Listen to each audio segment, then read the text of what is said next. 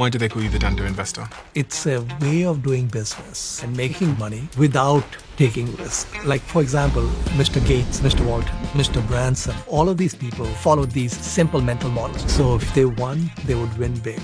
And if they lost, they'd lose nothing. So I want to know everything. Okay, let's start with this. Mohnish Pabrai is the self-made millionaire who built one of the most respected investment firms in the world, managing over $1 billion.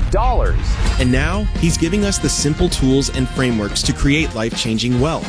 If humans understood that if I embark on a business in a format where the risk is close to zero, more people would do it. And that's what these mental models do. For example, cloning. We are taught if you want to start a business, you need to come up with something new. But actually, if you are a great cloner, you will be 90% ahead of the rest of humanity. And in fact, everything that Microsoft has done well at has come from copying someone on the outside.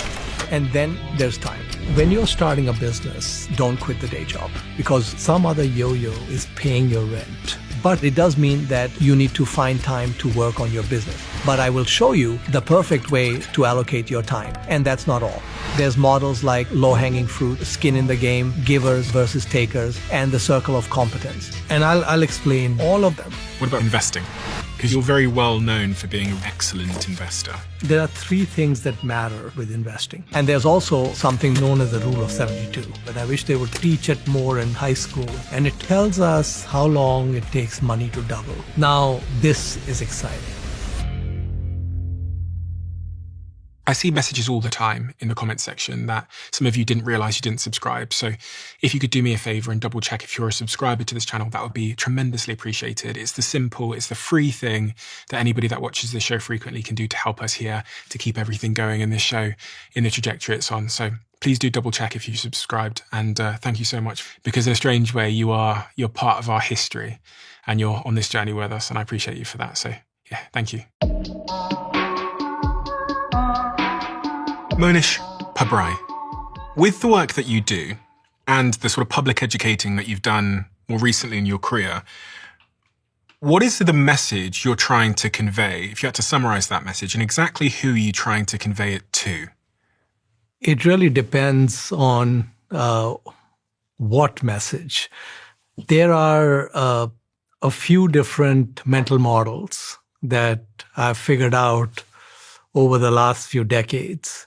When you have clarity on these mental models, and especially when you can start overlaying them, that's when you get 1 + 1 becomes 11. And so these mental models are not all in the same direction or in the same genre. So just to pause there for a second. Yeah. So the word mental models means it's basically a framework for thinking. Yes. So one framework for thinking is this idea of cloning. Yes. As one such example. Yes. Let's take the mental model of cloning. Cloning, right? So what we are taught is that if you want to start a business, you need to come up with something new, something that hasn't been done before. But the reality is that the world will very easily accept 3 of the same thing or 5 of the same thing.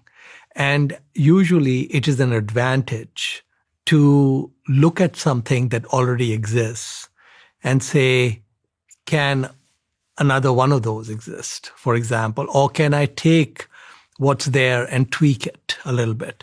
So there's something peculiar in the human psyche, maybe going back into our history and our ancestral evolution, where humans look down upon cloning.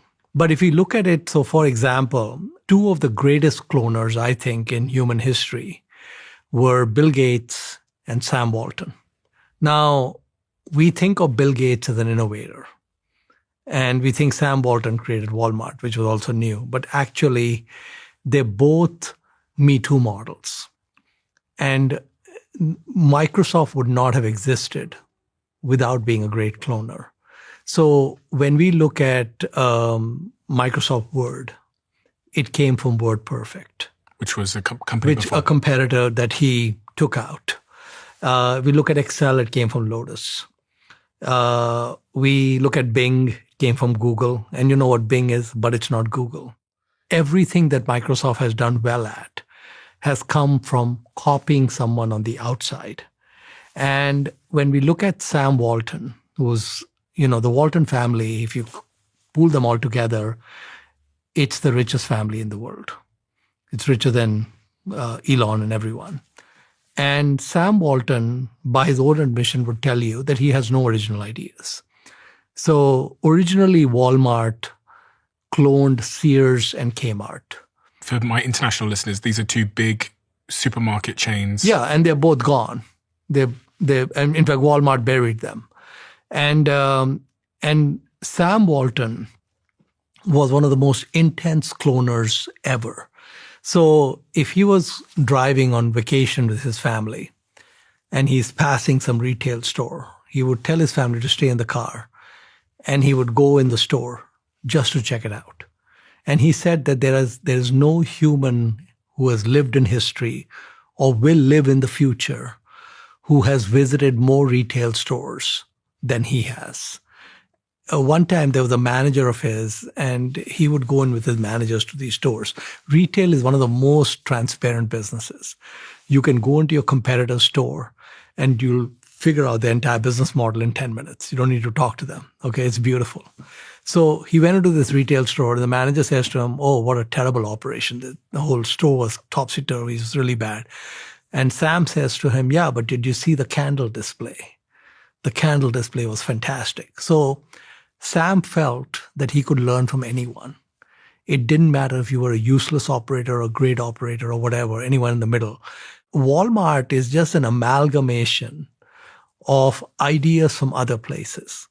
If you look at a company like Starbucks, we think of Starbucks as innovative, but actually what Howard Schultz did is he saw a concept in Italy.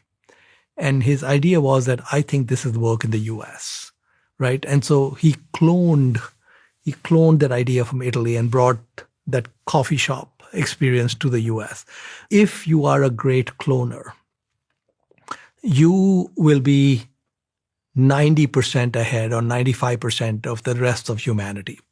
Now, another mental model, humans have this perspective that starting a business is risky. In reality, entrepreneurs do not take risk. They do everything in their power to minimize risk. And in many cases, when they embark on a business, the risk approaches zero. What is extremely risky is a 9-to-5 job.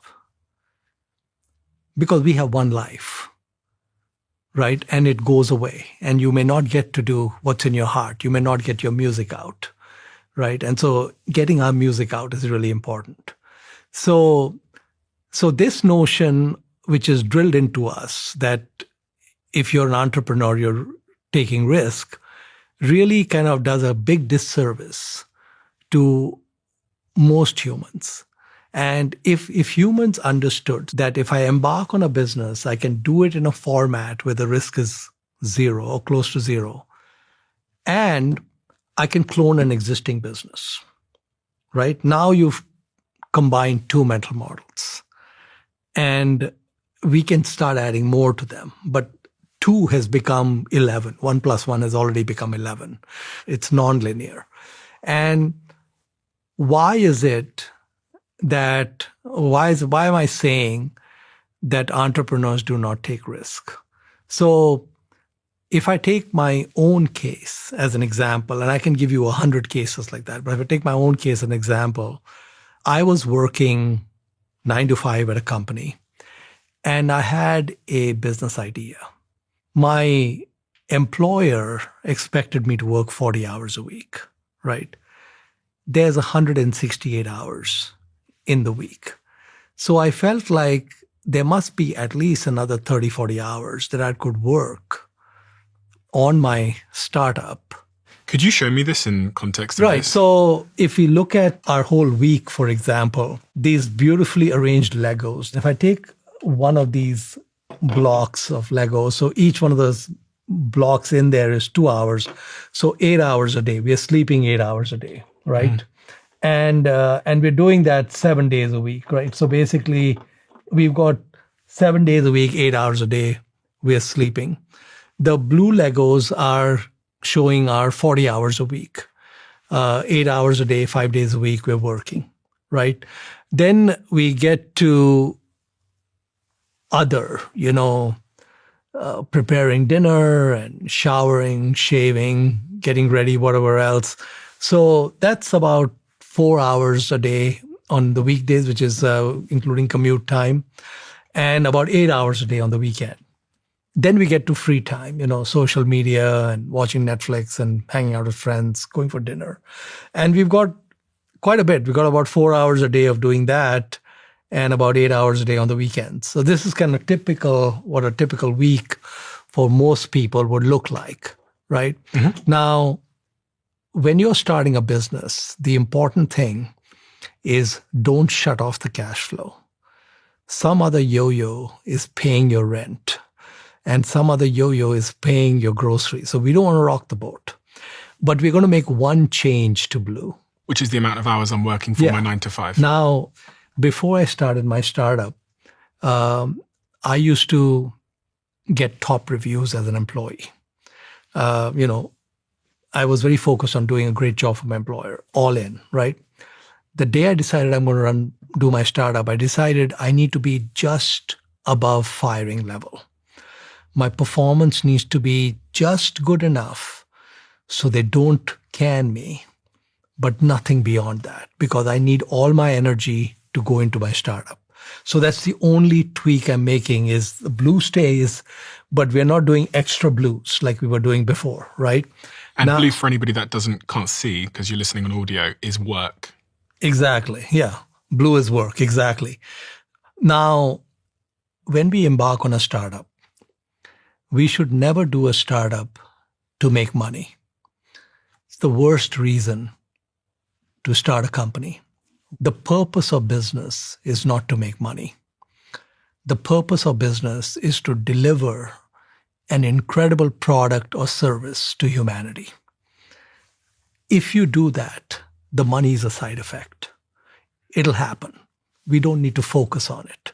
So what we are looking for is, do we have a product or a service that we are thinking about that we could bring into this world that is going to improve the world in some way? How do I know if it's a good idea?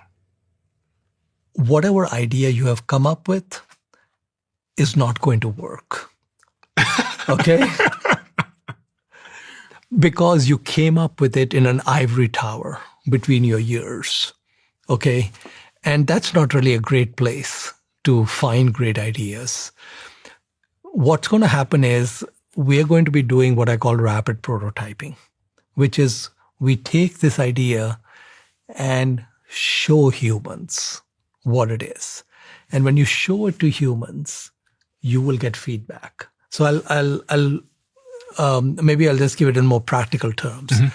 Mm-hmm. When I was starting my first business, it was going to be a IT services business, okay, information technology services, and I was going to be providing these services to very large businesses, companies that are $1 billion or more in earnings or cash flows.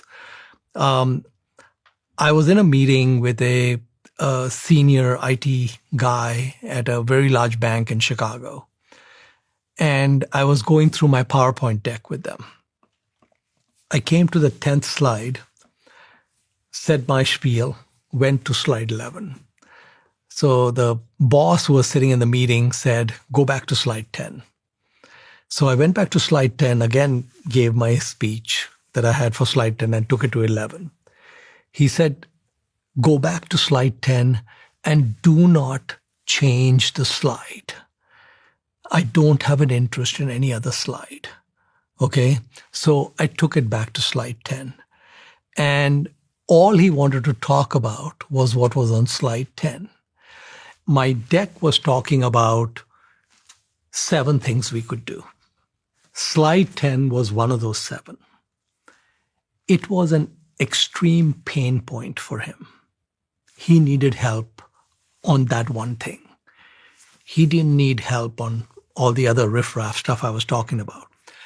So when you're doing a startup, you have to be listening very carefully. Your customers or potential customers will tell you exactly what you need to do. Whatever you came up with, maybe 80% right or 70% right or 40% right. But your customer will tell you what is 100% right. Okay, because that's a real pain point. So I went back and thought about it. And I realized that his pain point, and I could see it was a severe pain point because he gave me a purchase order at the end of that meeting, was going to be a pain point for a lot of people. So I went back, I took slide 10, blew it up into 20 slides, and that became the deck. Okay, everything else got thrown out. Right now, I couldn't have done that without him. My brain is too small to have figured that out. So anytime you're doing a startup of any kind and you have a prototype or an early product or something going on, your users are going to tell you exactly what tweak they want. You've just reminded me of a conversation I had this morning. Okay. Where I interviewed someone, because much of what you're saying is orientated towards startups, but it's actually every single day of everyone's life, because I interviewed someone this morning for a really critical role in the company. And this person has spent 20 years at one of the biggest companies in the world. And when I was doing the interview, she was telling me about lots of things she's done in those 20 years. And I was just trying to get to this one thing. Can you put on events?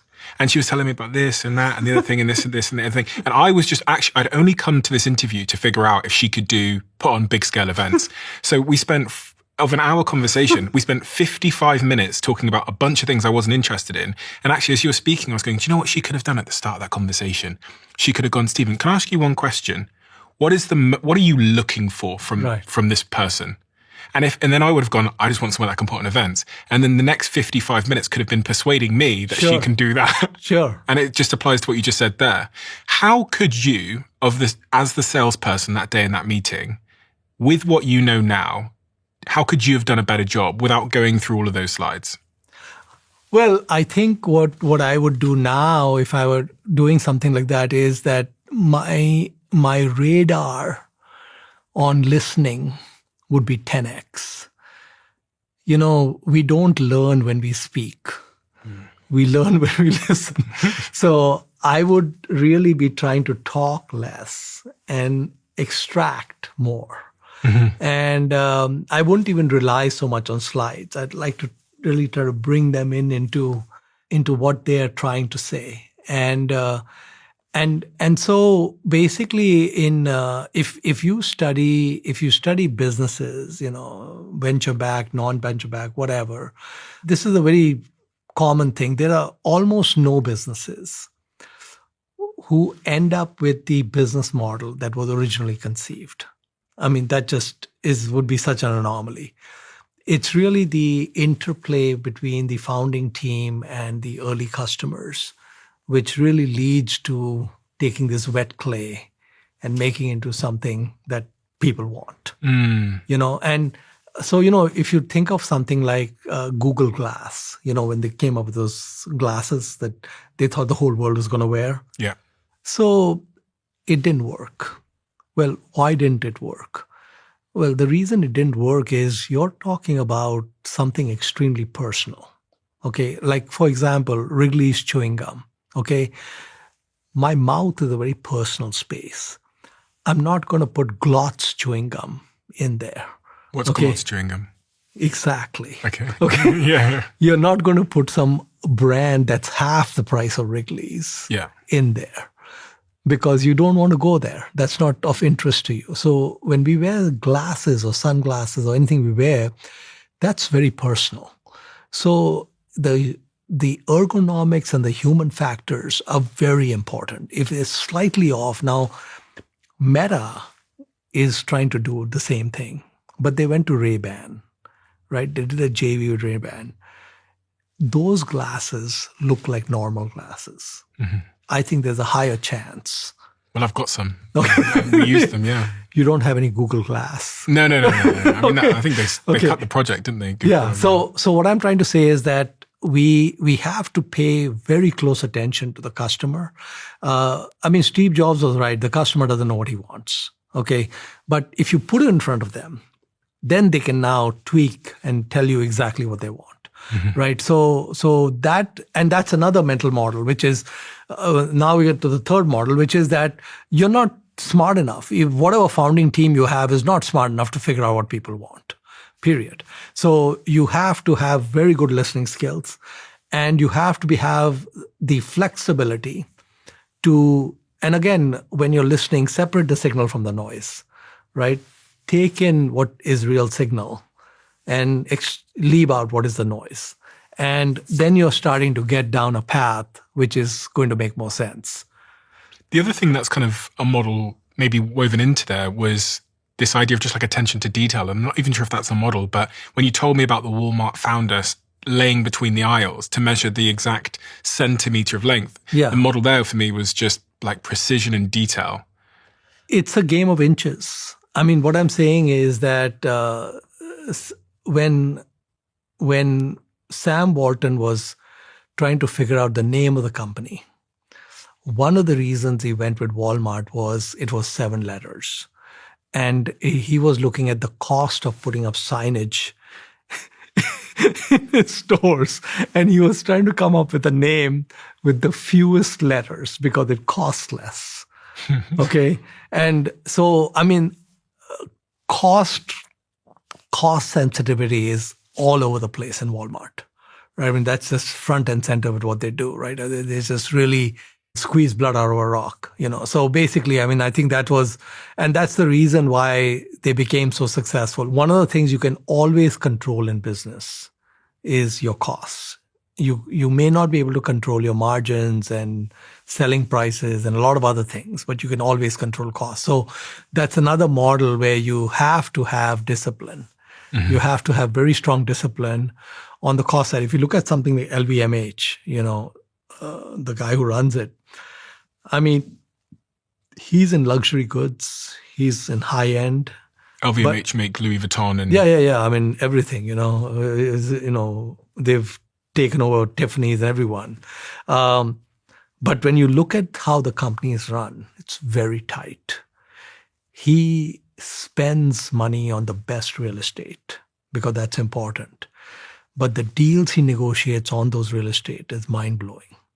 So it's a very tightly run operation on a product category that doesn't necessarily need it. But that's why he's become the wealthiest guy in Europe.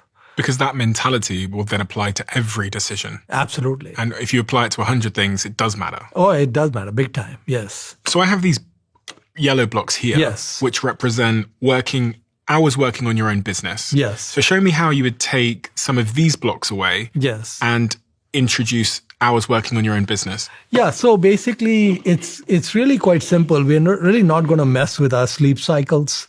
We're going to leave that alone. Sleep staying the same. And we need our blue, which is our workspace, 40 hours. We need that to continue. One of the changes we're going to make is we're going to live close to work. So we're going to cut down commute time as much as we can. Okay. Because every hour matters. Okay, so the area that we're going to focus on is the free time. Okay. And the reason why taking out the free time is not a problem is because what we are embarking on, like we just discussed, is not about making money, it's getting our music out. Getting our music out. What do you mean by that? Which means that we have something in us that we know the world needs. And we want to bring it to that world. We want to bring it to the world. And because we want to bring it to the world, it's not work. I think the audience might be challenging themselves in their head and saying, but I love the thing I do for work. I'm one of maybe the rarer group of people that I get to work with puppies every day. And I love that. Yeah. So I think this is not for everyone. So I think you have to ask yourself who you are. If you are truly excited about your 9-to-5 job and what you're spending your main waking hours on, awesome. That's great. I mean, everyone's not going to be an entrepreneur. Everyone's not going to have a startup. Everyone, they may be getting their music out in a different way on someone else's platform, which is perfectly fine. But if that is not you, where When you go to work, you're not super excited to get up in the morning, and you're not tap dancing to work every day. If that's not happening, then there's something wrong.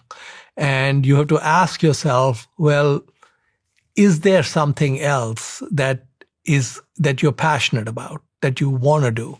And this is not something that should take a lot of effort.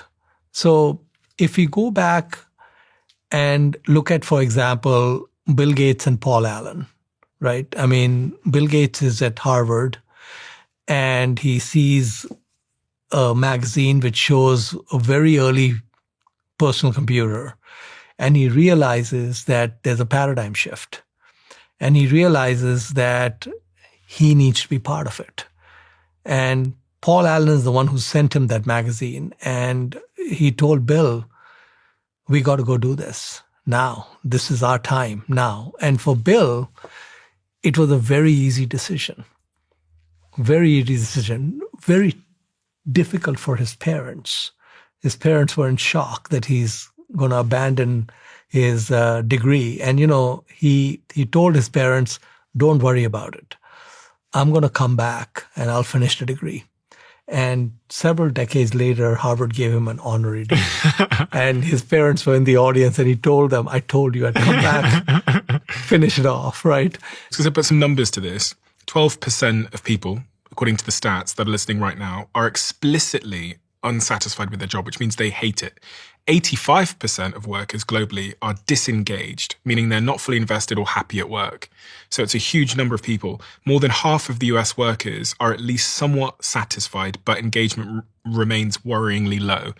So if we look at that 85% number, 85% of workers globally are disengaged, meaning not fully invested or happy at work. So it's really those people. And the thing is, it's not just enough to be unhappy at work. That's one piece of it. The unhappiness can be a symptom, and one of the causes can be that you have a different calling in life, and you are not following your calling. Now, sometimes for someone like Bill Gates, for example, and Paul Allen, they figured out their calling, and they just went, right? For many of us, it may not be that easy. So what we have to do is we have to try a few things. You try on different shoes to see what fits. And so, have some thought experiments, talk to your friends, say, okay, I'm a UPS driver, this is what I do, and I really like playing the guitar, or I like to make these art figurines or something at home, and whatever else, right?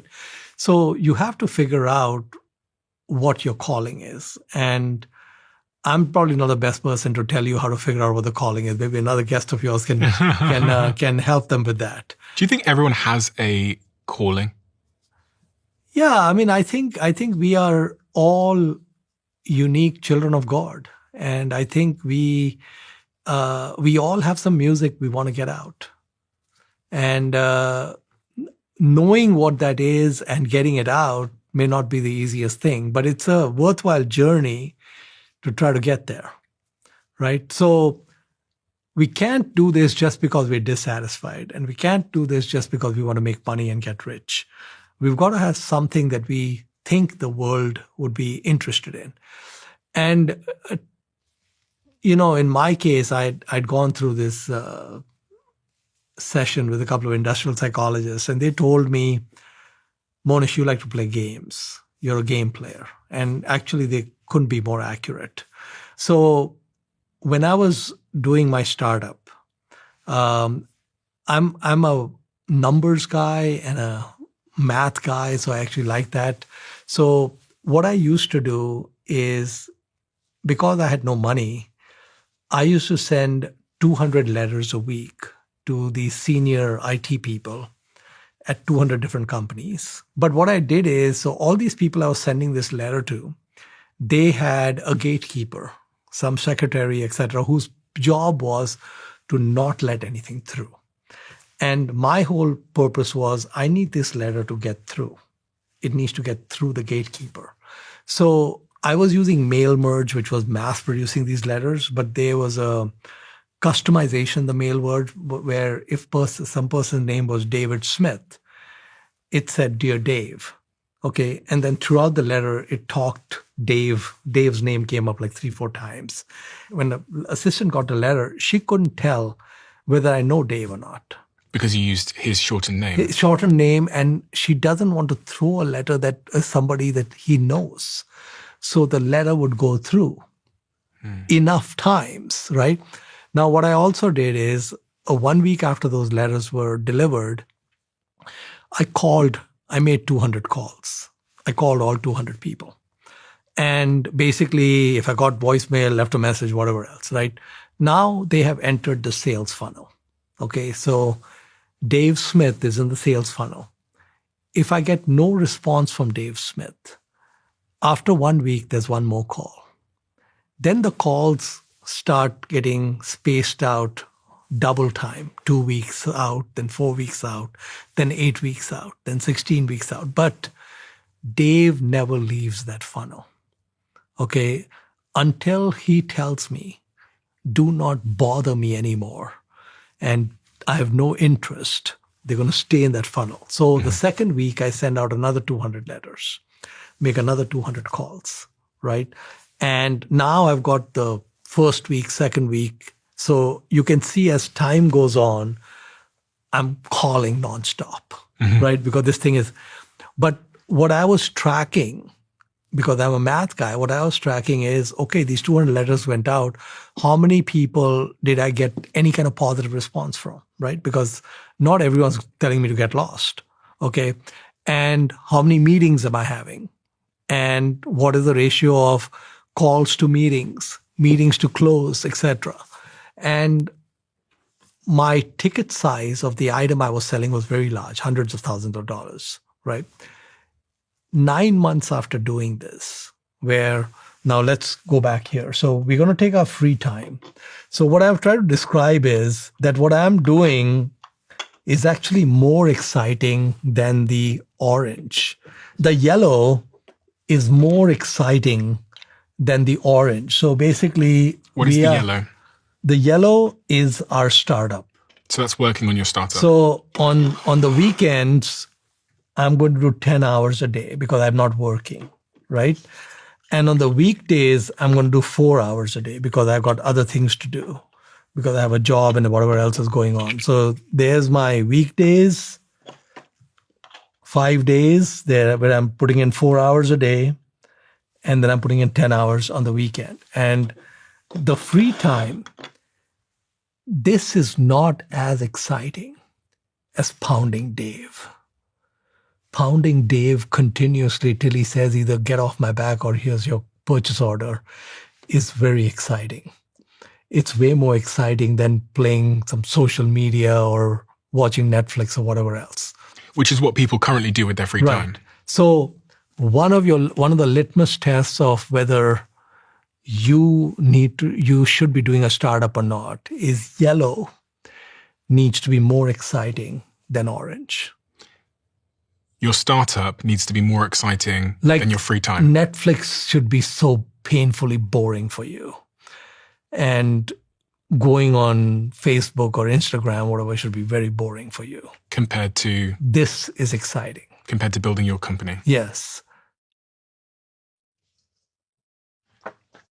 So, the Pink Floyd song, "We Don't Need No Education." Yeah. We don't need no thought control. Yeah. We don't need none of this. This is so useless. You understand how useless this is? Yellow is where it's at. It's not in the orange stuff. We don't need this.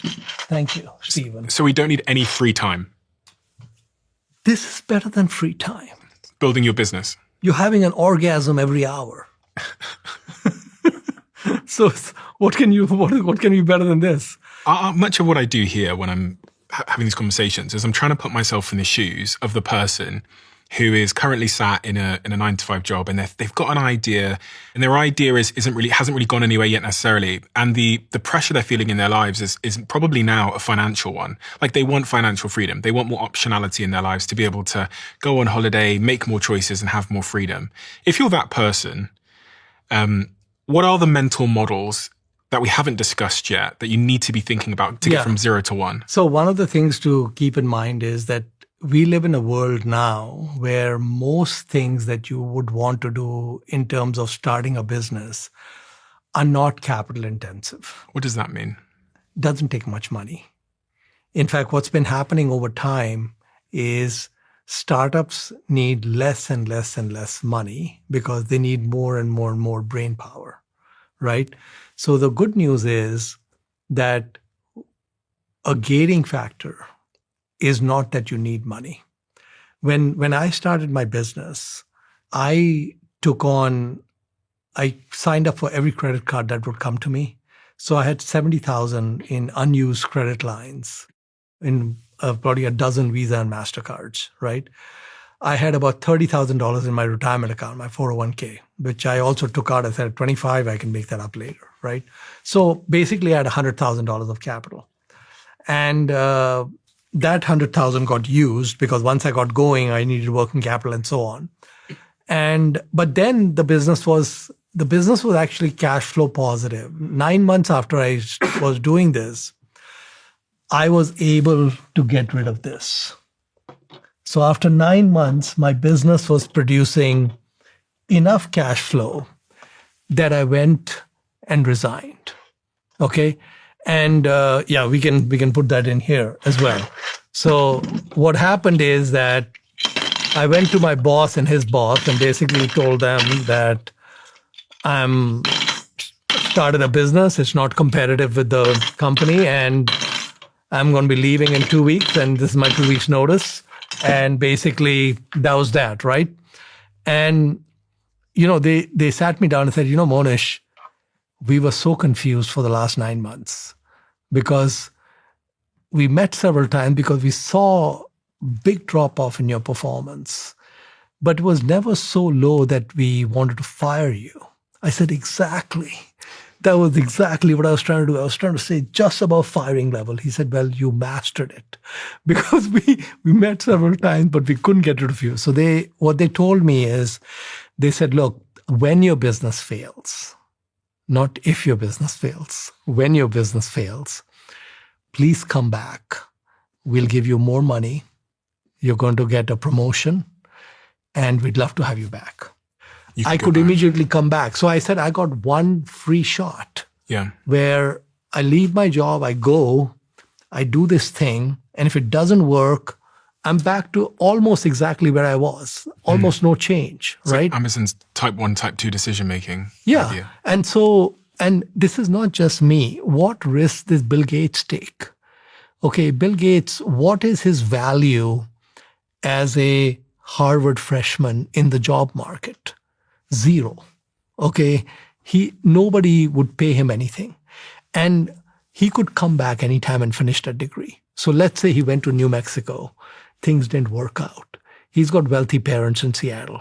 Okay, he just comes back, graduates a year later, and he goes on. So what was the risk? There was no risk. And if you study entrepreneur after entrepreneur after entrepreneur, what you're going to find, so if we look at Sir Richard Branson, he wants to start an airline. Okay. Now to start the airline, you need a jumbo 747 that costs like 150 million. The plane, right? That's some serious money.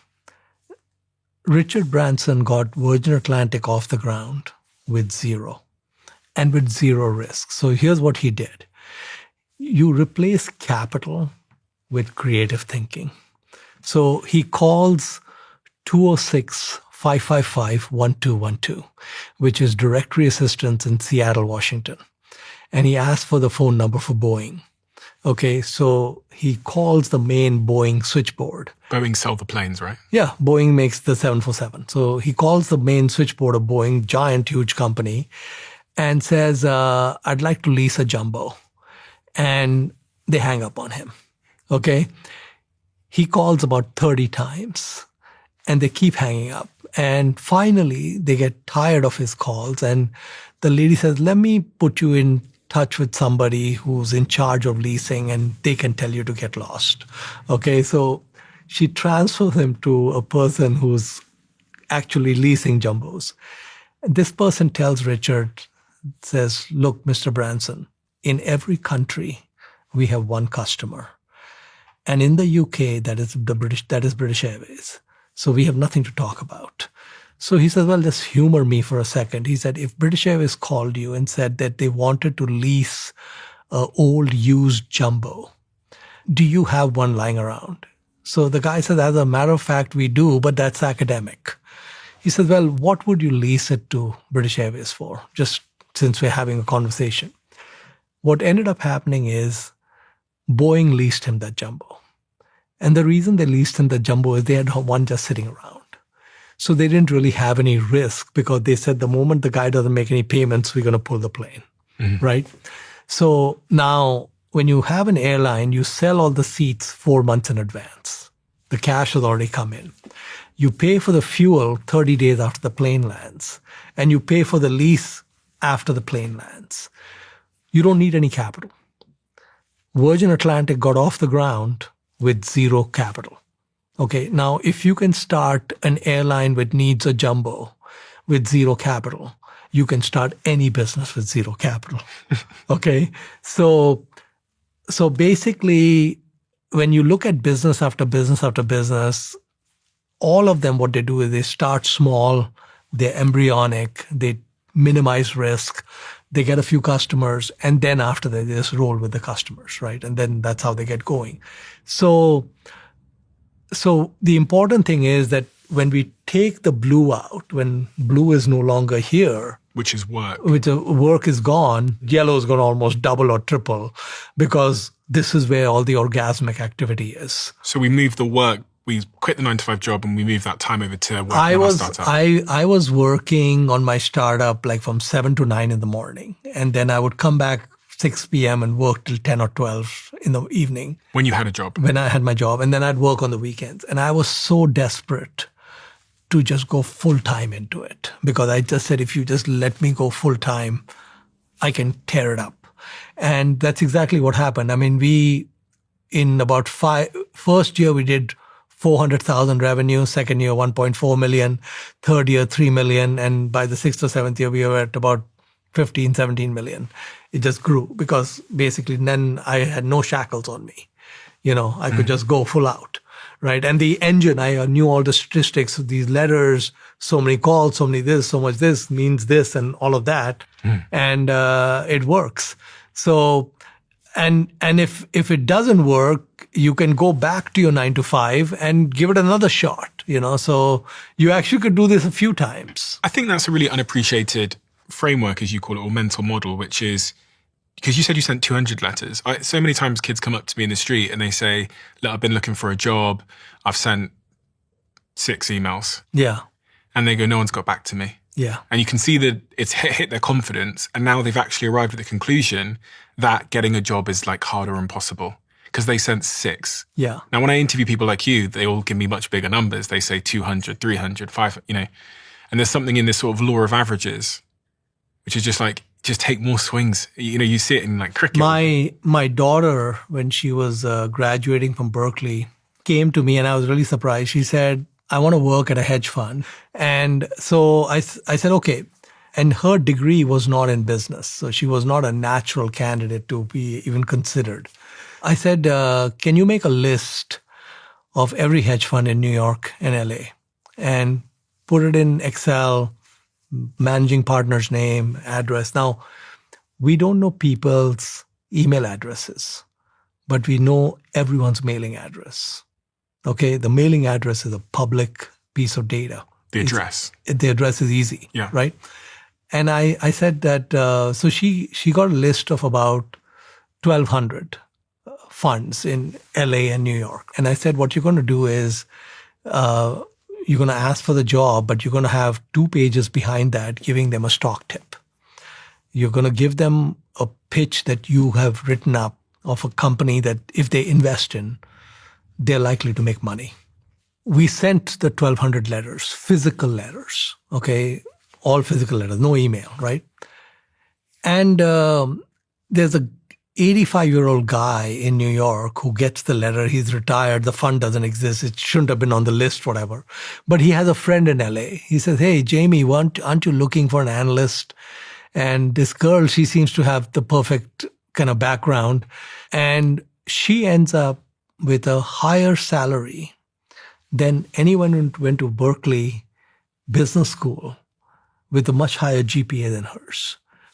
I was thinking about what you're saying, and I made a video the other day, which I think is somewhat relevant, where I was trying to describe to people how to send a message to someone in a way that creates impact. And the framework that I came up with, which we'll animate on the screen, but is basically, so this axis here is the signal versus noise of the channel you're using. Mm-hmm. So a high signal channel is one where it gets past the PA. Mm-hmm. It's less saturated, less busy. A high noise channel, which is the opposite, would be sending an email to the press@yourcompany.com's email. Sure. So everyone goes through that path and doesn't get to the person. And then the other axis is basically the emotional impact of the message. Yeah. So high emotional impact is doing what you said, put a stock tip in there. You're going to stand out. They're going to think you're a little bit strange. Or what you said about shortening the name, that creates more emotional resonance. And then low would just be AI slop, copy and paste jargon. And really the most successful messages are up here. Absolutely. High signal channel, high emotionally resonant. Absolutely. But what ends up happening is people send loads of messages down here and then they get depressed and demotivated and say no one's getting back to me. Yeah. Like Michael Jordan used to say, you miss every shot you don't take. Yeah. So basically I think one of the things about entrepreneurs is that you need to have resilience.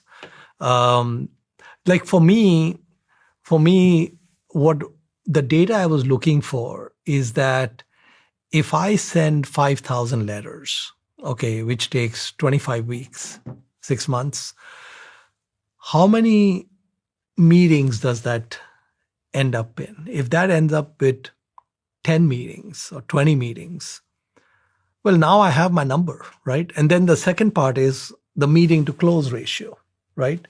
And so to me as a math guy, I was just interested to know that it's not zero. Mm-hmm. Okay, I just want to make sure. And I could see very quickly it was not zero.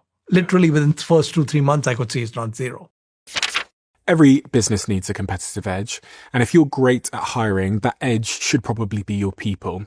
The A players you bring in, and I don't just mean your full-time team, but your freelance support too. If you feel like your talent isn't quite cutting it, then I want you to take another look at our sponsor, Fiverr Pro. Fiverr Pro is Fiverr's premium offering, where every freelancer is hand-vetted, so you're guaranteed top quality every single time. What's brilliant about Fiverr Pro is that you're picking from very experienced talent in marketing, web, app development, AI, and 750 other categories. And these are people that can swoop in and lead the more complex projects that your team might not be capable of handling yet. And because it's a personalized service, a Fiverr Pro hiring expert will find the help your business needs for you. They'll hire them and manage your outsourced projects end to end too. And if you're not happy with your freelancers' work, then you get your money back. They are that confident in their talent. So to give it a shot, head to fiverr.com/diary, and for 10% off your first order, use code DIARY.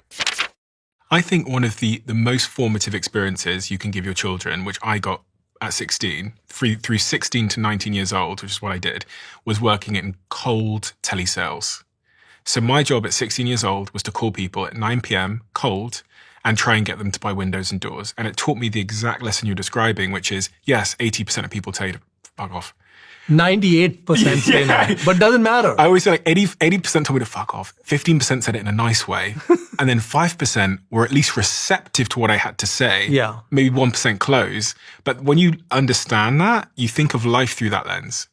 And actually, Stephen, I had the almost same experience. So my father was an entrepreneur. He was really smart at identifying what I call offering gaps, like things that should exist in the world, but didn't. And he would get these businesses off the ground with no money. I saw him do it repeatedly. His downfall was he was very aggressive in growing the businesses. And so they didn't have staying power. There was almost no equity, always very levered. So he went bankrupt 8 or 9 times, right? Repeatedly. When I was about 11 or 12 years old, my brother and I, we were like his board of directors, okay? Because he had nobody else. The 3 of us would sit down at night to figure out how to make the business last for one more day. Okay, everything's caving in, the creditors are caving in, the business is collapsing. How do we make it work for one more day? And then the next night we'd get together and how do we get it work for one more day again, right? At 16, and I don't know why my dad did this, but I'm so grateful that he did. At that time, he had a gold jewelry factory in Dubai. And he was going cold calling in person to jewelry shops to buy his jewelry that he was manufacturing. So he took me with him on many of these trips. And I was 16, just like you, right? So we would take the taxi from Dubai to Abu Dhabi. And now there's all these gold shops. He doesn't know any of them, right? And he's going one after the other, after the other, after the other. And I would be stunned that 5th shop, he makes a sale. Yeah. And it's a very small sale because he has no trust and all that, but he's made the sale. Then I noticed that after 3 months, we go back to that same shop we made the little sale to. The guy brings out tea. There's a lot of chemistry, bigger order. And then I saw the orders increase, right? And then he's continuing to do that. I went with him to Doha, Qatar.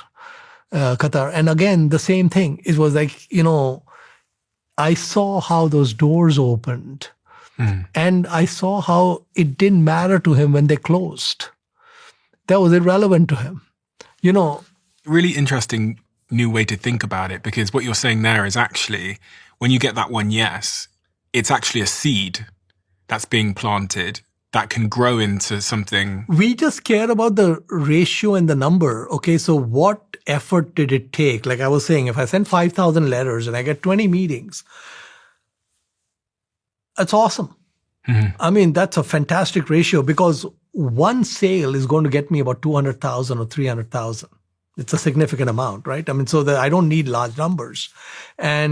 But the lifetime value of that it's huge. Yeah. I mean, these relationships I got then, they're still with me. Mm-hmm. So it's like forever. Here's a philosophical way to think about that for just everybody, which is you can remember probably conversations you had in your life that you thought were totally inconsequential, but then 8 years later, that seed became a business relationship.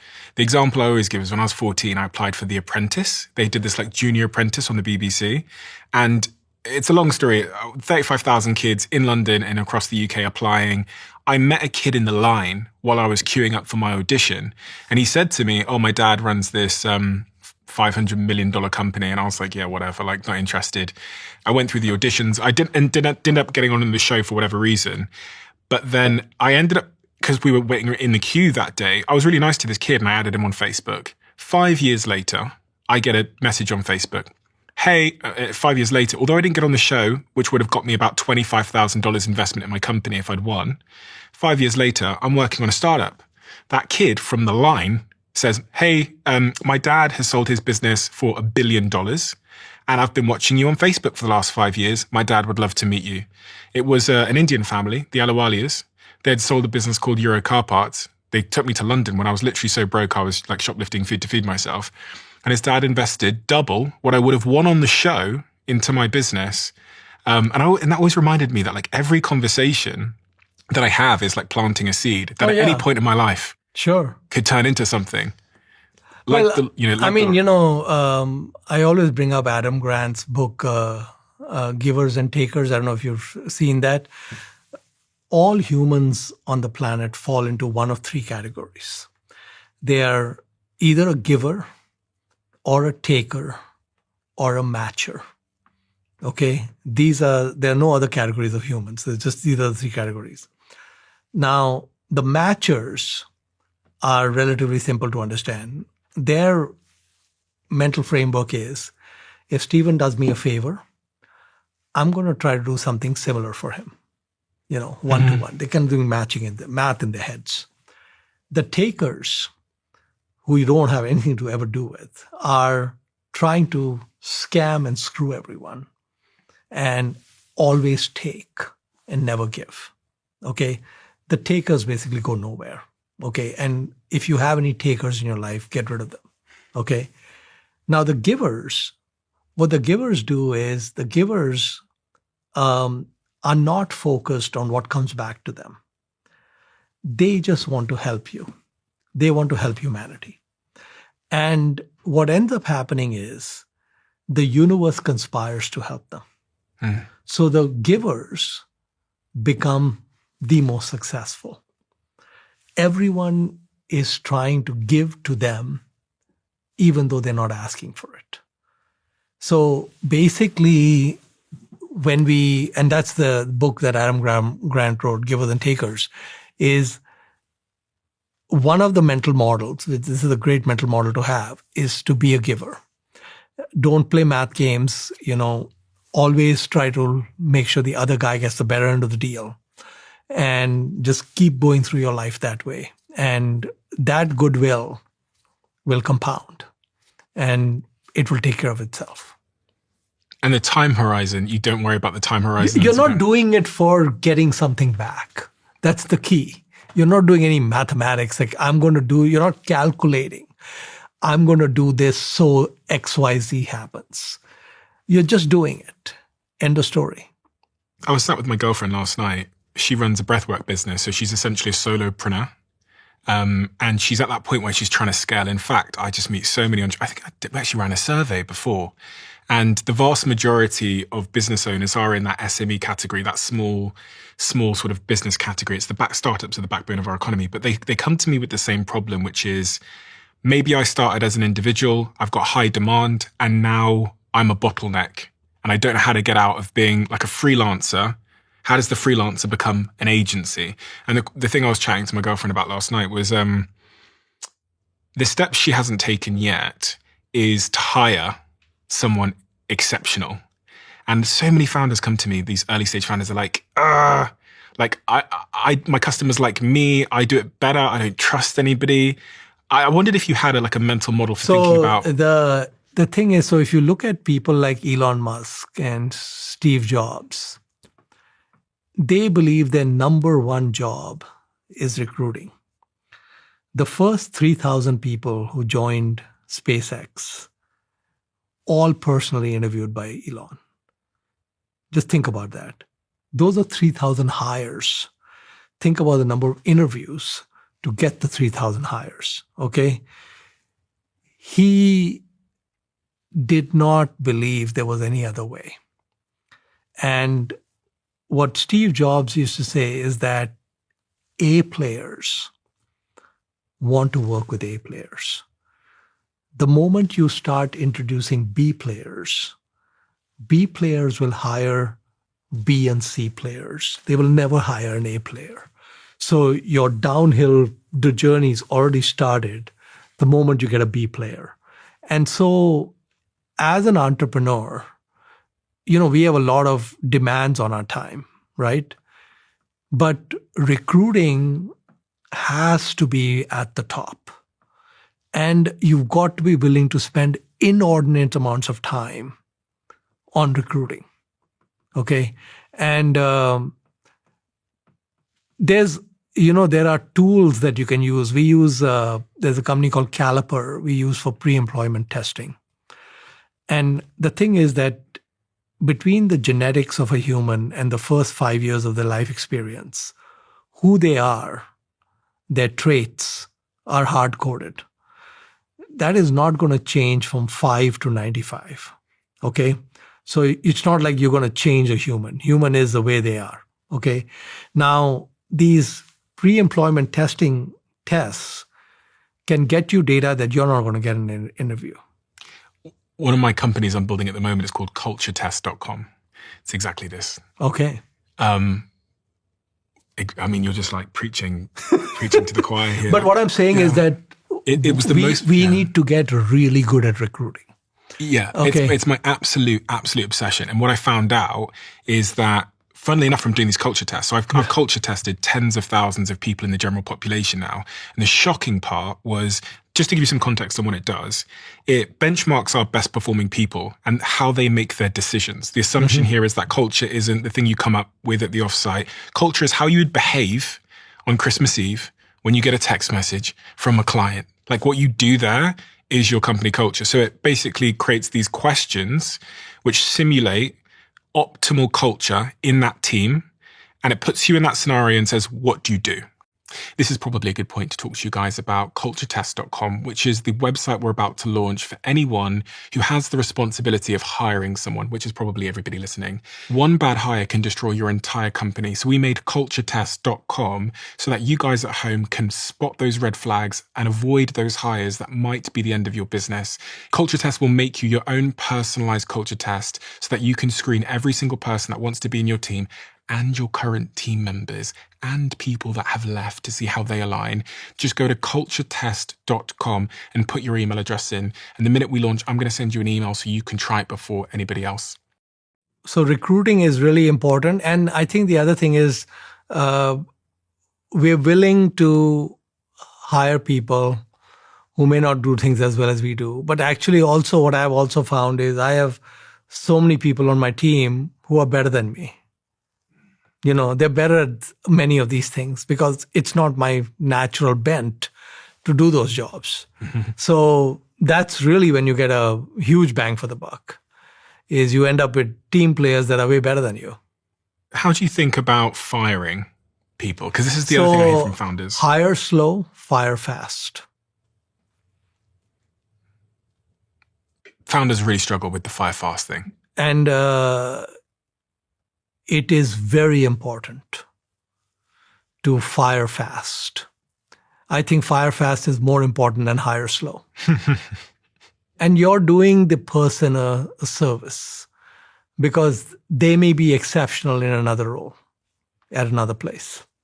So you are helping them try to find that. And you're helping your other team members. If I was trying to work for your companies, what is the one non-negotiable? Like, what is the trait that I would demonstrate where you would immediately not even consider me? The most important is integrity. You know, I mean, we want three traits, right? We want intelligence, we want integrity, and we want willingness to work hard, right? And none of these three are really negotiable. And what does integrity mean in your definition? Well, it's absolute honesty. It's pretty simple. You know, it's black and white. And you conduct yourself with the highest levels of ethical standards. So on all fronts, when you're dealing with a customer or internally or externally, the moral standards need to be very high. When you think about your wealth, how much of it has come from building businesses versus being a great investor of the capital that you managed to make from those businesses? I think currently most has come from the investing side. You're very well known for being a really excellent investor over many, many, many, many, many years. I'll put a graph on the screen that I found, which I think shows the returns of your investment strategy versus the Dow Jones, this graph. Have you seen that one before? I haven't seen it this way, but people put up all kinds of things, yeah. I mean, all this says is that you're extremely good at investing. So I want to know, if I'm starting my investing career, I'm working in a 9-to-5 job at the moment, I've got a couple of $1,000s in my bank account. How should I be thinking about investing? Should I be investing? So there are three things that matter in terms of getting a great outcome with investing. Starting capital, how much the amount you start with, length of the runway, how long are you going to invest the money, and the rate of return. Okay, so before I answer your question, I want to tell you a story. So, and this is a true story. In 1623, in New York, the Native American Indians in New York who owned the island of Manhattan. The Dutch settlers wanted to buy the island. And so they went to the Indians and said, we'd like to buy the island of Manhattan, great natural harbors. It can be a great place for us. And the Indians and the Dutch reached an agreement to sell the island of Manhattan for $23. And when people hear that, they think, oh, the Indians got taken. Island of Manhattan for $23 is ridiculous. But let's say the Indians had a trust officer who they said, invest this $23 for the benefit of the tribe and try to do a decent job, right? Now, there's something known as the Rule of 72. And the Rule of 72 is a very important rule, and I wish they would teach it more in high schools and elementary school. It tells us how long it takes money to double. And it's a kind of a mathematical hack. So for example, if I'm going to get a 7% return and I do 72 divided by 7, that's approximately 10. And at the 7% return, it's going to take 10 years for the money to double. 7% compounded will take 10 years. If I have a 10% return, it will take 7 years. 72 divided by 10 is 7. If I have a 15% return, it will take 5 years. 72 divided by 15 is 5, approximately. And if I have a 20% return, it'll take 3.5 years. So this Rule of 72 is a nice hack. And it's very important to know how long money takes to double, because then we can start doing a lot of math in our heads. So when we look at these Indians with the $23, if they were getting a 7% return, it would become $46 in 10 years. And then it would become $92 in 20 years and $184 in 30 years, so on. Now, if you go 100 years, right, it's 10 periods of 10. And 10 periods of 10 is 2 to the power of 10. And 2 to the power of 10 is 1024. So we throw away the 24 because we don't want to complicate the math. So at 7% for 100 years, you would have 1,000 times what we started with. And this is why, because compounding becomes nonlinear, people have a hard time getting their hands around it. So Nonlinear meaning? It's not going up in a straight curve. It's going up in a hockey stick club, yeah. So in 1723, the Indians would have 23,000. It would have gone up 1,000. And then if they continue at the 7%, in 1823, they would have 23 million. And in 1923, they would have 23 billion. And in 2023, they'd have 23 trillion. Okay. Now, the entire wealth of every man, woman, and child in the United States is 150 trillion. 1/6 of that is not undeveloped land in Manhattan. So if the Indians had invested at 7% a year for the last 400 years, they would have more money than owning the land. Mm-hmm. So they were not taken. They were given a fair deal. But they just didn't have a good trust officer who could actually make it happen for them. So the magic of compounding is that we started with $23 and we end up with 23 trillion without having a great rate of return. It's just an okay, 7% is just okay. It's not great. It's not bad, but it's okay. Now, if you go back 100 years, so we started at 1623, go back 100 years to 1523, we had 2,300 cents in 1623. 2,300 cents? $23 is 2,300 cents. Oh, okay, if they'd got it. Just converted to cents instead of dollars, right? Now, if you make it 1,000th of that. So just so I'm clear here, so if you're saying if you went back 100 years from that point, and you gave them just 23 cents. If you gave them 2 cents. If you gave them 2 cents. 2.3 cents to be exact. But if you just gave them 2 cents. Yeah. 100 years later, there would be $20. If you gave them 2.3 cents, 100 years later, there'd be $23. And now it would be the 23 trillion, right? So what I'm trying to say is that if the runway is long enough, the starting capital doesn't matter. Even the rate of return doesn't matter if the runway is long enough. Now, so when people are thinking about investing, they have to keep a few things in mind. The first thing is spend less than you earn. So always try to save the first dollar rather than the last dollar. So if you are making $50,000 a year, put $5,000 into savings to start with, and then do the rest of your expenses after that. Now, it's very important when we saw with this example, you start young. So when people start working at 22 or 23, whenever they start working, they have to be saving then, because that early money at 22 can compound for 50 years. And that's what we want. So we don't need to do heroic things with finding the next NVIDIA or whatever else. We can just put it into an index. And the important thing is spend less than you earn and keep putting that 5, 7, 10,000 every year into the savings. Don't go have a vacation in Hawaii with it. Let it keep compounding and just put it into a broad index.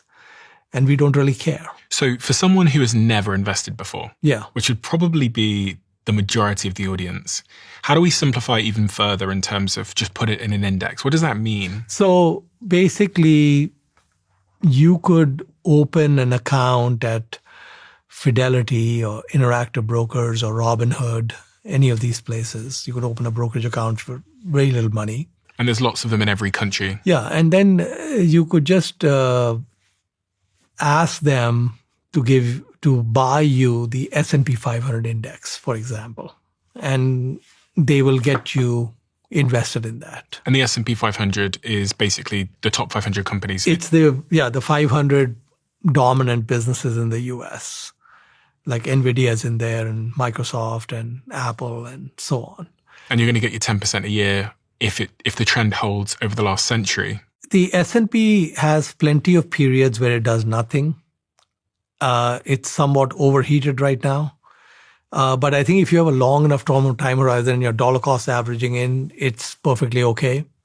What you could also do as an alternative is buy Berkshire Hathaway. So that's a stock, BRKB. So you could again tell these people that just put it into Berkshire Hathaway. It's like an index. And again, it's like set it and forget it. You don't need to think about the investing side. You focus on yellow, okay, and keep putting this little money away on the side, and it's going to compound. And so at 18, if you put away $5,000 and you fast forward to when you're 68, 50 years later, right? Now, if you got a 10% return on that money every year, let's say, every 7 years, it would double. Okay, 72 divided by 10 is 7. 50 years is 7 doubles. 7 times 7 is 49. And 2 to the power of 7 is 128. Okay, so we can throw away the 28, keep it simple. You're going to have 100 times what you started with. So the 5,000 at 18 is going to be 500,000. Okay. At 19, if you put money away, that's another 500,000. 20, you might have 10,000 you can put in. So you can start seeing that over a lifetime, you're going to be having too much money. As you might have been able to tell, I'm absolutely fascinated by the psychology behind high-performing sports teams. I think it started with my love for Sir Alex Ferguson as a Manchester United fan. So when I was told about a new Netflix series that covers the rise of the Dallas Cowboys, it immediately piqued my interest. And this isn't because I'm mad about American football. I'm not. I don't even watch it. But I do know about the Dallas Cowboys, and for a lot of Texans, they're much more than a sports team. I watched this series, and it is absolutely brilliant. It centers on Jerry Jones, an oil businessman with no football background who bought the Cowboys in the late 80s and transformed them into the most valuable sports franchise in the world. It's all about how one guy assembled a powerhouse team in the 1990s made up of legendary players and coaches, and through fearless decision-making, led his team to 3 Super Bowl victories. And I really enjoyed it. And I think you might too. Check out America's Team, The Gambler and His Cowboys, which is streaming right now only on Netflix. And they now sponsor this podcast. I've just invested millions into this and become a co-owner of the company. It's a company called Ketone IQ. And the story is quite interesting. I started talking about ketosis on this podcast and the fact that I'm very low carb, very, very low sugar, and my body produces ketones, which have made me incredibly focused, have improved my endurance, have improved my mood, and have made me more capable at doing what I do here. And because I was talking about it on the podcast, a couple of weeks later, these showed up on my desk in my HQ in London, these little shots. And oh my God, the impact this had on my ability to articulate myself, on my focus, on my workouts, on my mood, on stopping me crashing throughout the day was so profound that I reached out to the founders of the company, and now I'm a co-owner of this business. I highly, highly recommend you look into this. I highly recommend you look at the science behind the product. If you want to try it for yourself, visit ketone.com/Stephen for 30% off your subscription order. And you'll also get a free gift with your second shipment. That's ketone.com/Stephen. And I'm so honored that once again, a company I own can sponsor my podcast. You've been referred to as the Dhandho Investor. And I've got a book here, which you wrote, called The Dhandho Investor. What does this word Dhandho mean? And why do they call you the Dhandho Investor? Dhandho is actually a word from Gujarat, which is on the western coast of India, where Gandhi came from. They're extremely astute business people. And Dhandho, if you translate it directly in Gujarati, it means business. But it doesn't really mean business. What it means is it's a way of doing business where the downside is non-existent. We already discussed how Mr. Branson is a Dhandho investor. He had no downside. Mr. Gates was a Dhandho investor. He had no downside. Mr. Walton was a Dhandho investor. Had no downside. So all of these people embarked on businesses, built huge fortunes without taking risk. And so the Dhandho Investor was written from the perspective of how can we minimize risk while keeping the returns intact.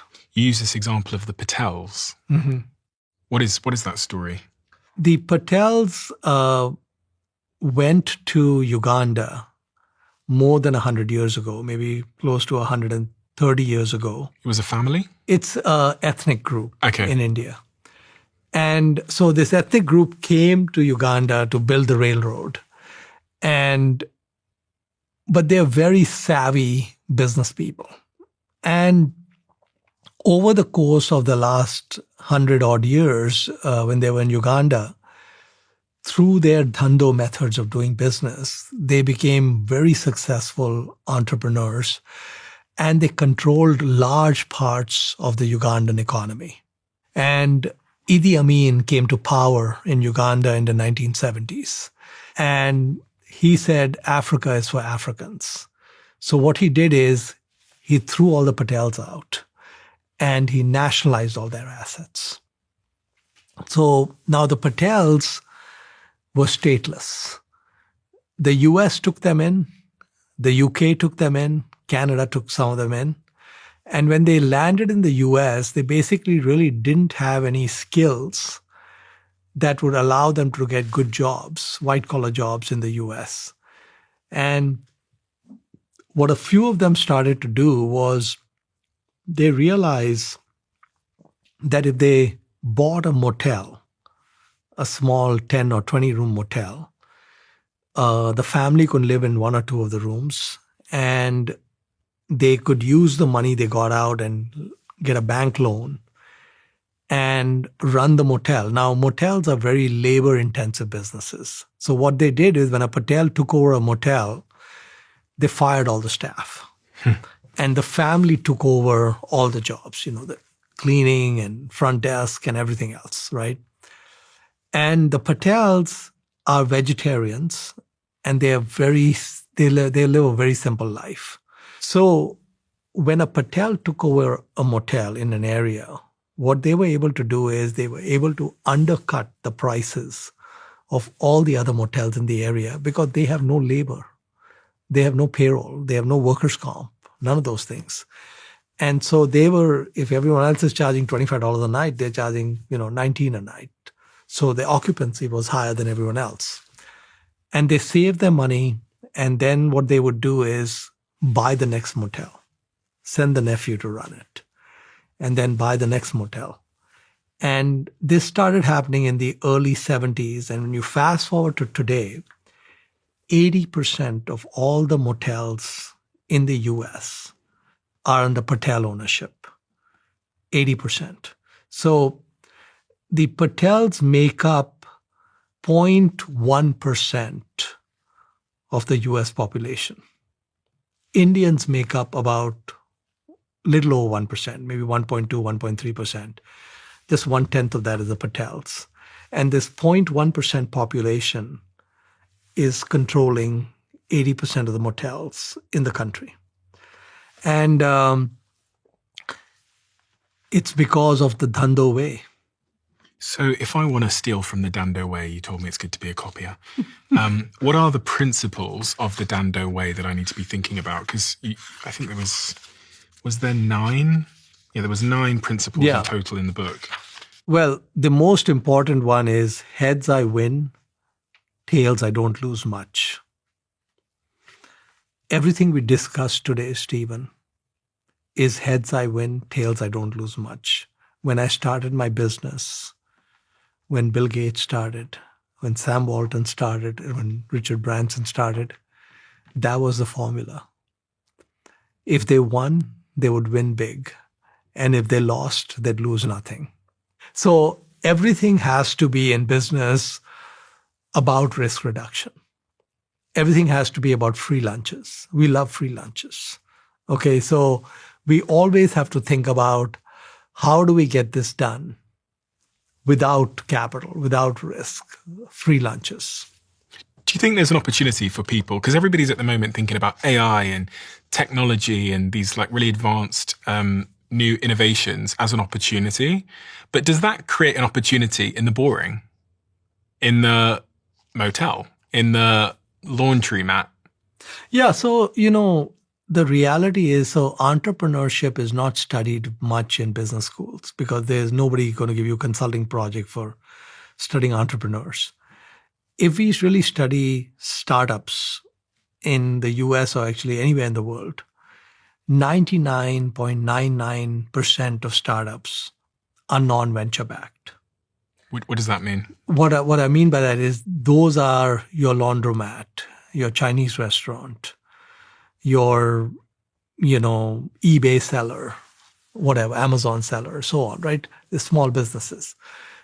None of those companies were formed because of venture capital. So the media focuses on all the venture capital-led businesses. And so people think that, if I have to do a startup, I got to do something in technology. Well, that's like 1/10 of 1% or less. You can ignore it. You don't need to really worry about it. The important thing is to be an observer and to look at what my dad would call offering gaps. So let me explain an offering gap, right? So let's say there's a town, let's call it Town A. Town A, there's a barber shop in Town A. Okay, and the barber's one of many barbers doing well, etc. There's another town about 30 miles away, Town B, which also has barbers. They're also doing fine. There's a new township coming up in the middle of these two towns called Town C. Town C doesn't have much of a population, but it's growing fast. So the barber in Town A goes to see what all the hoopla about Town C is all about. So he takes a trip there, sees that there's some increase in population, people are moving in, and he notices there's no barbershops. Why would there be any barbershops? Because it's brand new, right? So he's thinking, how do I do this without taking risk? And what he does is he rents subleases a small storefront, buys some used barber equipment, and then decides that one day a week he's going to go into that town and cut hair every Wednesday. He puts up a note board saying, I'm available Wednesdays. And what happens is people start coming in. They come in because they have no choice. If you don't go to this barber, you got to spend half an hour driving to one of the other two towns. Now, he normally charges $30 for a haircut. But here, he doesn't need to charge 30 because there's an opportunity cost of the time you're saving. So he can charge 45. So he's charging 45 over here, and then when he's in his own town, he's charging 30. Now, what he notices is Wednesdays are filled up. So he says Tuesday and Wednesday. Okay. And gradually what ends up happening is that business is full time and he's making $45 an hour per haircut. Mm-hmm. But the nature of capitalism is more barbers are going to show up. So the second barber comes in, the third barber comes in. Eventually, the haircut there is going to be $30. It's going to neutralize. But in the meanwhile, he's doubled his business, right? What risk did he take? So going into Town C was addressing an opportunity gap. When Howard Schultz started Starbucks, he saw an offering gap. He thought that what Italians love about cafes might be what Americans love too. Didn't exist, right? And he went and did it. You know that barber that moves into Town C first, and they're really having a great time because there's no competition.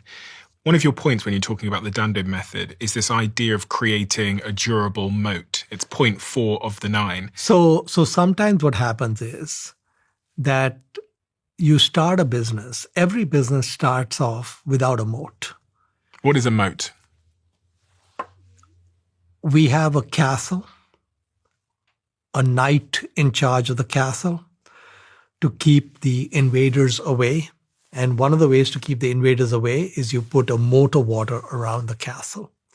So when you put a moat of water around the castle, it makes it harder for anyone to take the castle. Mm-hmm. And a business with a moat around it is a business that competitors will have a difficult time taking business away from. So what can happen with our barber in Town C? Humans are creatures of habits. We don't like to change our barber every month. We like the same barber. So if he's competent and good, what's going to end up happening is that his client base will stay with him. What about loyalty points? I was just struck the other day when I was shopping in LA at Erewhon, which is a supermarket here in LA. And someone had recommended it to me on the plane, which actually goes to your point about actually give a great product. Because an airline hostess on my flight over here went, "Oh, you're on keto diet. You need to go check out Erewhon." So that's the recommendation. And that's 10x more powerful than any ad or anything else they could run. And I went there. Yeah. When I landed, because I needed a supermarket and didn't know the place. But then interestingly, when I was at the checkout yesterday, after my second visit, the lady at the checkout goes, "Hey, are you an Erewhon member?" And I was like, "Erewhon member?" And she was, it does cost. She was honest. She went, it costs money. Yeah. But here's what you get. She goes, on this order today, you would have got 10% off this entire order. It's expensive, Erewhon.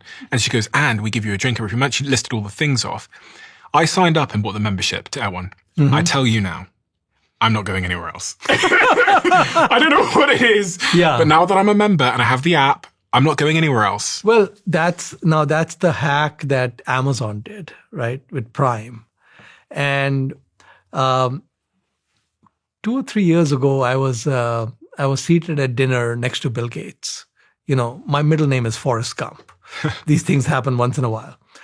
And Bill is describing to me how the business model of Costco and the business model of Amazon is illegal.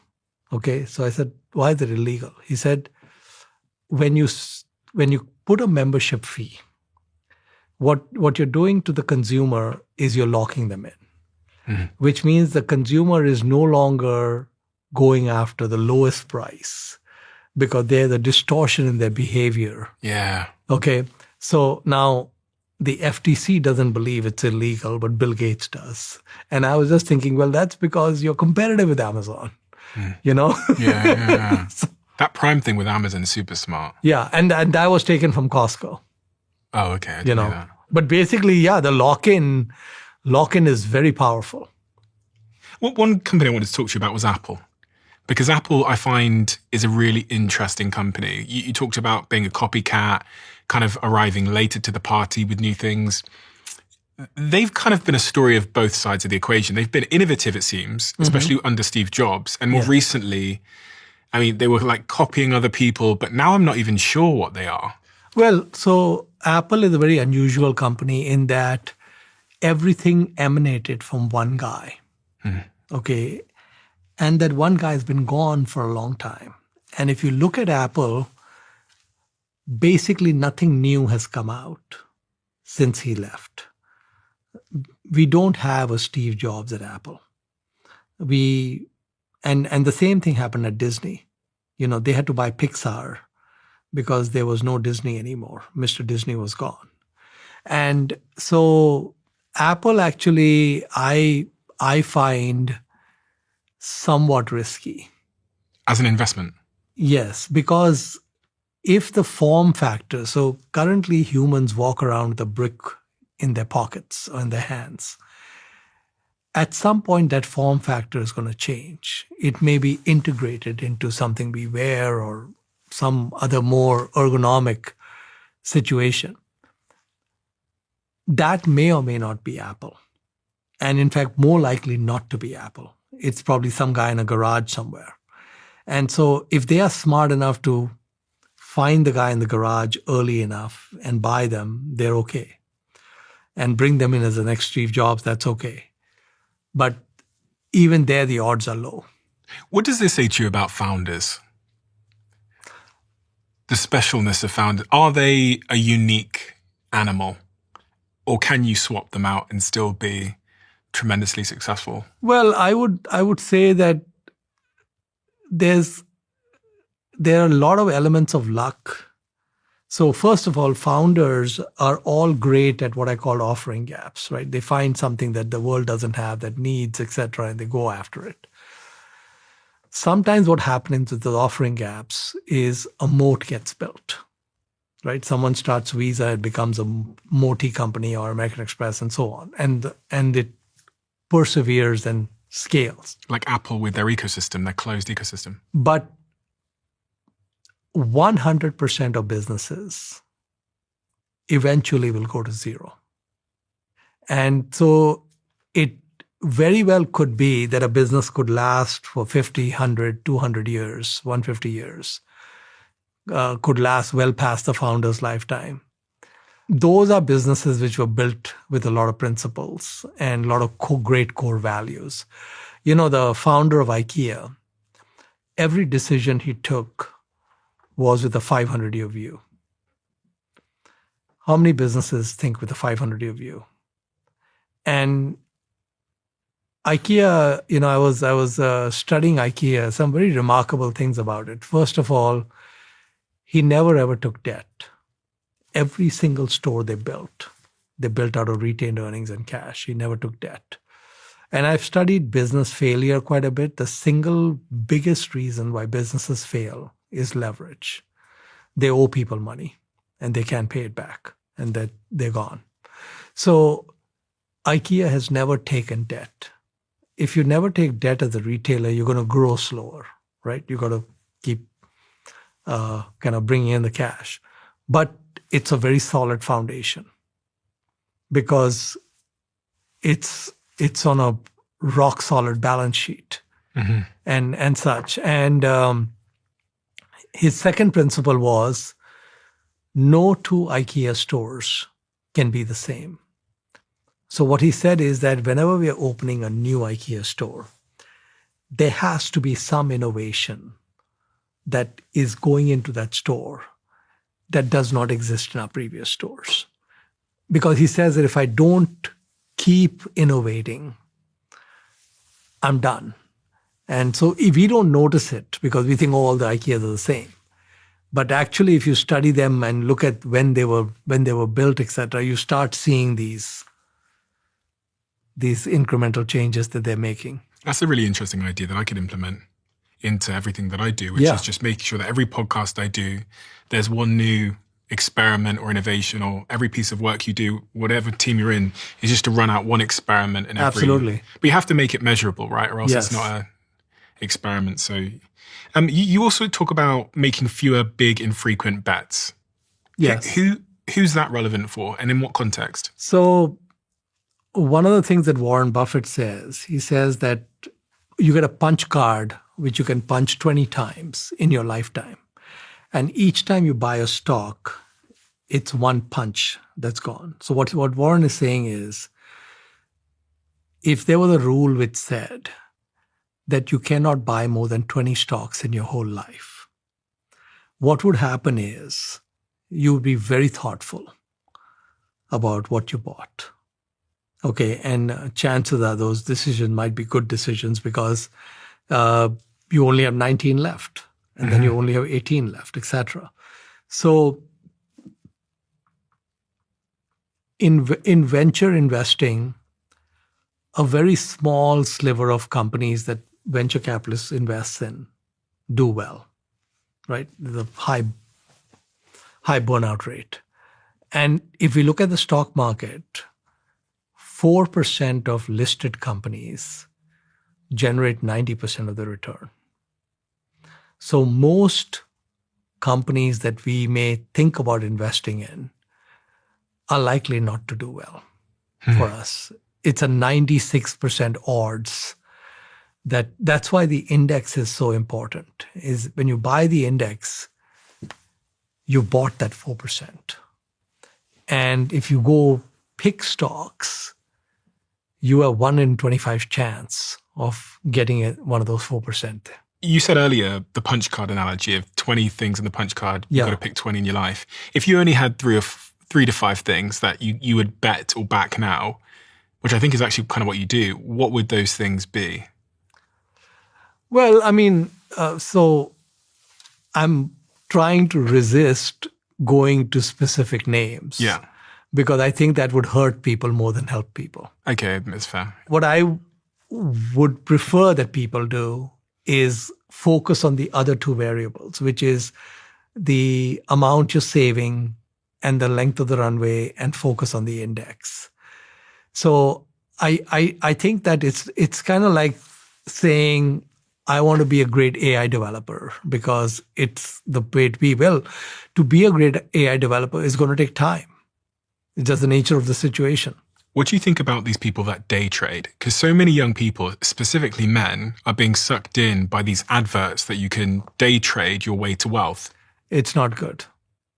I think it's the broker's going to make all the money. Robinhood will do well, not you. Do you think anyone can make loads of money as a long-term day trader? I look at it this way. If you study the Forbes 400, the 400 richest people in the US, in the world, actually, I don't see any day traders in there. One of the last things I want to speak to you about is this idea of circling the wagons. Yes. What does circling the wagons mean? Warren Buffett said that over a 50-year period of running Berkshire Hathaway, he's made hundreds of investments, and only 12 have moved the needle for Berkshire Hathaway. So it's the same 3 or 4% rule, where if we say that Warren made 300 investments, he probably made more than 300, but let's say he made 300 decisions, only 12 have resulted in what we see as Berkshire Hathaway today. And the important thing was not the buy decision on those 12. The important thing was never selling them. So circle the wagons is a term that comes from the 19th century when these pioneers were moving west, the wagon trails moving west, and the native Indians would attack, or bandits would attack these wagon trails. So what they would do is they would put themselves in a circle. They would circle the wagons, then defend that circle as best they could with their guns and so on. But the wagons being circled was the best possible way of trying to face off that attack. So in effect, they circle the wagons around the crown jewels. So when I'm talking about circle the wagons, what I'm saying is that in a lifetime of investing, there are very few times when you're going to actually have a huge multi-bagger. What's that? A big winner, something that goes up 10x, 50x, 100x. And what you want to do is you want to effectively circle the wagons around that idea so it doesn't get sold.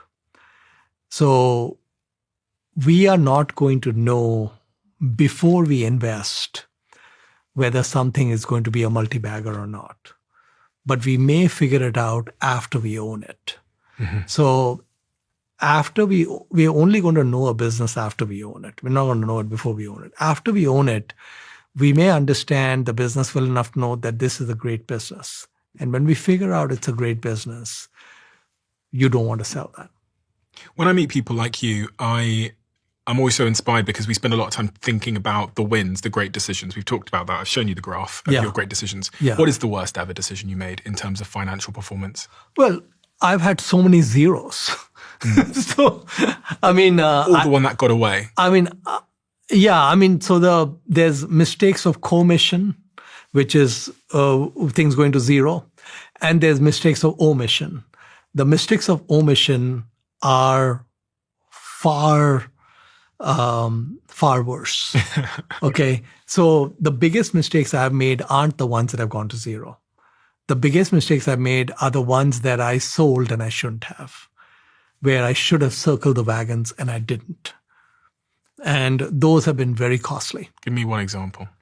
Well, so I think this was in about 13 years back, 2012. I invested in a company called Fiat Chrysler Automobiles. Basically, it was coming out of bankruptcy after the financial crisis. They had gotten rid of all that debt and everything, and the stock was very cheap. It was about $5 or $6 billion that you could buy the whole business. One of the things I didn't pay too much attention to at the time was that 80% of Ferrari was inside Fiat Chrysler. And they owned Ferrari, 80% of it. And but they had many other assets, which I liked. They had the Ram trucks and Jeep and Maserati and so on. And when I looked at the business, I thought the business was worth many times the 5 or 6 billion, even ignoring Ferrari. And I was right. So in the end, I made several times my money. And in 2017 or 2018, they took Ferrari public. So they actually then listed the company. And it looked like that they had captured all the value. And so I sold. I used to own approximately 1% of Ferrari as part of that purchase that I had made. So 80% of Ferrari was in this $5 billion company. Ferrari now has a market cap of almost $100 billion. And I would have about $1 billion more if I had not done that stupid thing. So I made a couple of $100 million on this whole thing, but it would have been a lot more. And all I needed to do was just not sell it. Do you deal in crypto at all? Do you No, invest? It's outside my competence. I don't understand it. I was going to say, one of the things I noticed about you that's quite rare for someone that deals in billions, is you have a smile on your face. You seem like a really genuinely happy person. Well, what would be the point of the bees without being happy? Well, a lot of people aren't, as you know. Well, then they've lost their way somewhere. I mean, on a daily basis, I specifically ask myself, how do I want to spend today? And I focus on spending it not with the focus on maximizing money. I focus it with maximizing what Mohnish loves. And that changes all the time, but that's the way it is. You know? What is that? Well, currently it's golf. Like one of the things I really struggled with today was there wasn't going to be any golf. So I said, it's either Stephen or golf. Okay. Should I go to Stephen or should I go for golf? I said, you know what? Give the arms a rest. Let's go meet Stephen. I'm glad you did. We have you probably just answered this question. We have a tradition where the last guest leaves a question for the next, not knowing who they're leaving it for. And the question left for you is, if you could go anywhere right now, instantly, where would you go? I'd go to the golf course. Thank you so much. Oh, it's Thank a you pleasure. for everything that you do. It's so incredibly important. And I now know why people love listening to you and learning from you. And it's because you have this most remarkable ability to tell deeply engaging stories. Thank you so much.